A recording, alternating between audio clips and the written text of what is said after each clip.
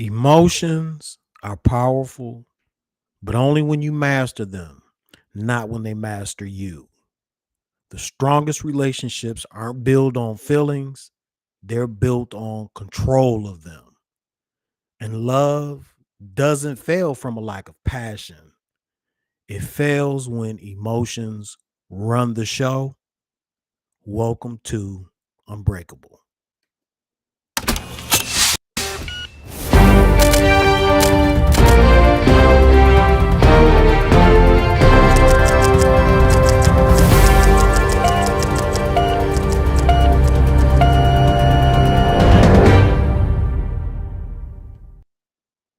Hey, good morning and welcome to Unbreakable.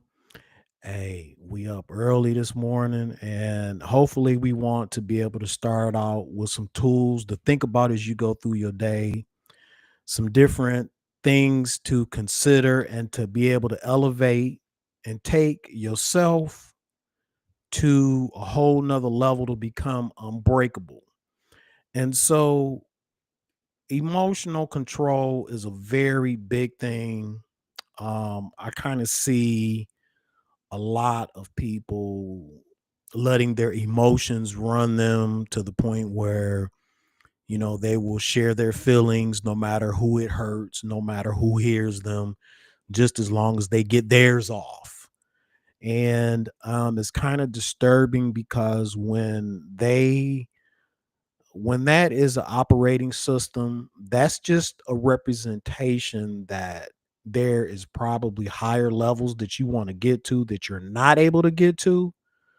And that is probably the number one thing that's keeping you from operating and getting to the next level. And so the E in Unbreakable is really about emotional control. It's about keeping cool when the stakes are high, when somebody has a different opinion than you, when someone does something totally different than you, or just because somebody disagrees with you doesn't mean that you can emotionally blow up. I mean, you can, but it doesn't get you the results that you want. And so, coaching point number one would actually be to respond, not react. And so I thought I would just kind of look up the difference and give you a definition of the difference between responding and reacting because it is super important. It is the number one tool that keeps people from having the type of relationships they want. So then they react and they accept all of the messiness and all of the garbage and try to make it in a normal way. But you don't feel good. You only feel good for a short moment in order to be able to do that. And so I'm going to look this definition up real quick here, see if I can pull it up. I think I've been kind of, as I've been watching, scouting, coaching, talking with other coaches, talking with other people, watching the social media channels, watching the thing that actually people are going through, it really is an emotional level that they're not mastering. That's kind of keeping them in the way of things that they want to be able to do. And so I'm trying to make sure I get this together here for you.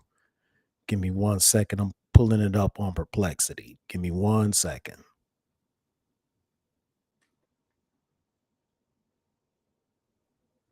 Okay, so I've pulled up Perplexity here and I put in the difference between responding and the difference between reacting. And so responding means you've taken a thoughtful, deliberate approach to the situation, while reacting is a quick, instinctive, and often driven by immediate emotions. And so when you react, it's automatic, it's fast, it's out of emotional, and it's usually driven by either fight or flight.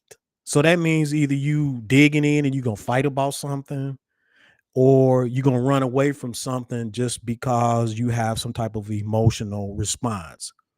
It tends to lead to escalation of a situation that can lead to regret. Like snapping back out of anger when you're provoked without pausing to think what the situation is about. Now, when you respond, it is an intentional, slower, or it involves pausing to process what's really actually happening before. It draws on consideration, emotional intelligence, and reasoning minds. For example, let me breathe. Maybe it's not that deep. And a lot of times you'll find out it's not you, it's a whole nother situation. And when we tend to get and let heat come out because we upset or we're angry, we tend to damage things and it doesn't really get us the response that we really desired. I had a guy tell me one time in a meeting after I let people know how I felt, let them know what I thought. It was pretty raw. Um, I thought it was done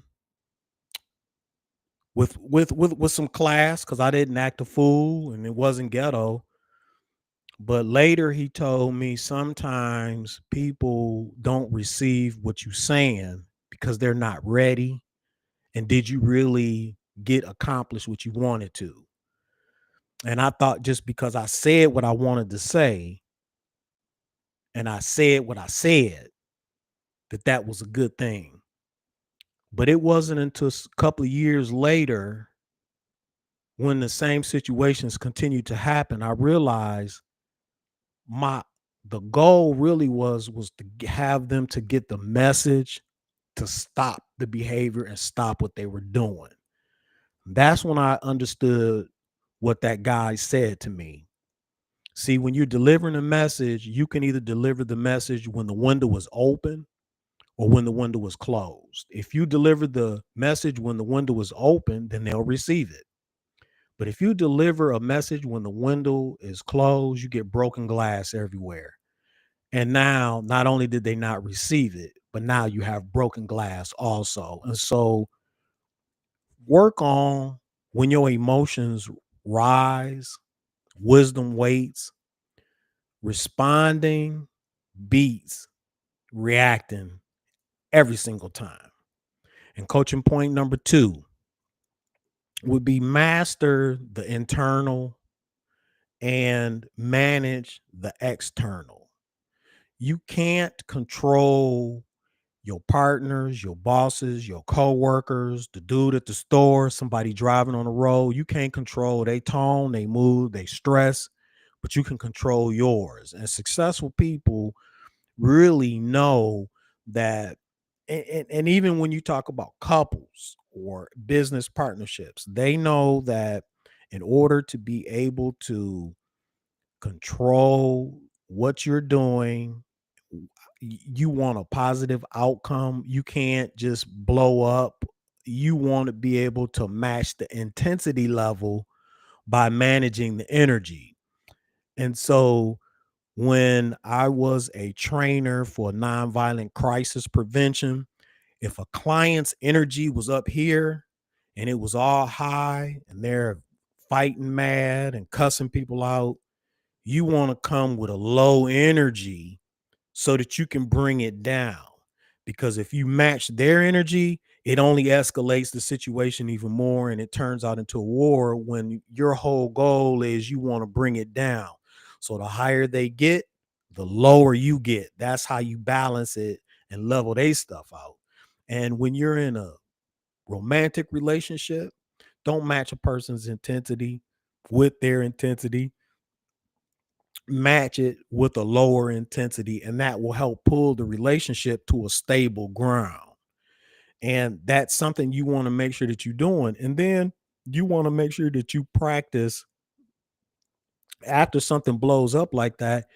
You really want to start tracking what happened, why did I feel that way, Why was I able to match their energy? Because when you can control your own emotions, you can regulate a whole lot of successful stuff. You can make a whole lot of successful stuff manifest. But when you let other people get you off your square and they can just get under your skin, that's usually a situation or a sign that you have some stuff that you need to work on within yourself. And then in order for you to be able to regulate that type of emotion and dealing with your partner, you need to really focus on what that is about you. And strong relationships, they're not built on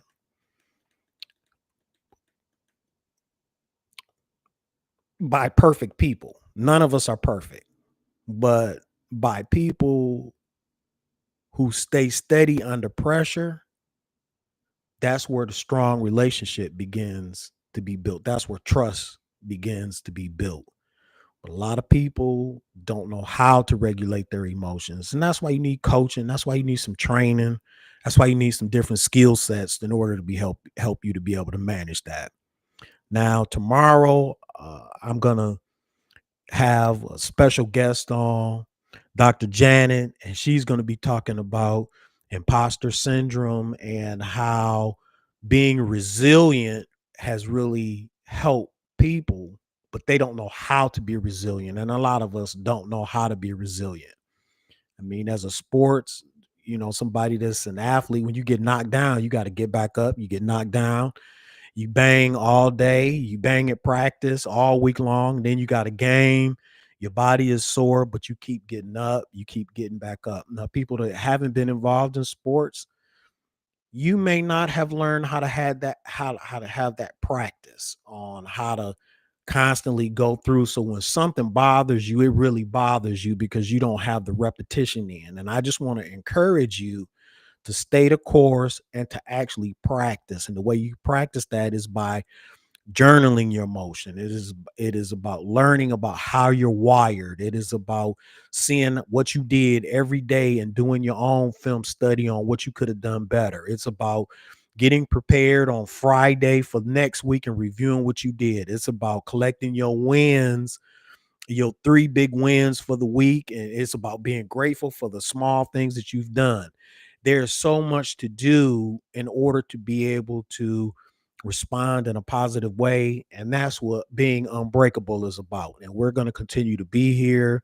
We want to be part of a positive voice that helps build people and not have people choose the way that they just feel or the way they just want to blurt out and then have negative consequences at it, which they probably don't feel it as a negative consequence because they said what they said and that's all they wanted to do.